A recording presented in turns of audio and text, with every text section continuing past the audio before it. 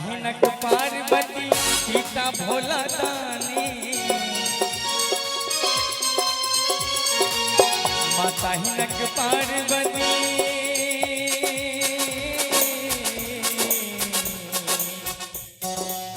माता हिनक पार्वती पिता भोला दानी, महिमा अपार हिनकर सब कियो जानी। माता हिनक पार्वती पिता भोला दानी, महिमा अपार हिनकर सब कियो जानी। और हिनका चरण में शीश झुकाबू के सब मैया के दरबार में, गणपति जी के दरबार में शीश झुकावे ले आयल छै कि हाथ उठा देबे। जे सब मैया के दरबार में एकदम दिली हृदय के साफ क के आयल छै कि हाथ उठा देबे। बाप रे, यो भक्ति नाम पर किनको हाथ में सरकार उठता है। मैया के दरबार एतेक भव्य दरबार सजल छै मैया के लेल, हाथ नहीं उठेबे। यहाँ सब हाथ उठाने दियो सब गोटे। बाप रे, जुलुम क्या देबे यहाँ सब। प्रिंस बाजू साचे दरबार की, गणेश भगवान की। हे हिनका चरण में शीश झुकाबू ने।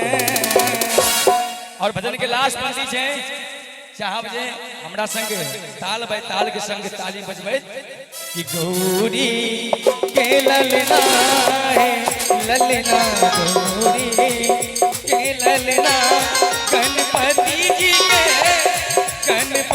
के विनती करियो गौरी के ललना रे ललना, गौरी के ललना रे ललना, गौरी के ललना रे ललना, गौरी के ललना रे ललना, गौरी के ललना।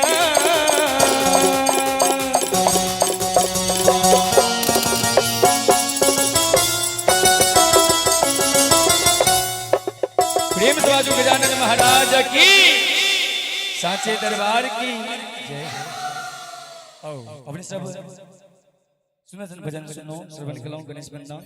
आगो मैया के लेल सुनसन बड़ा सुंदर मैया के दरबार सजल छै। और गाम गाम जगह जगह माँ दुर्गा विराजमान छथिन। एगो मैया के लेल और भजन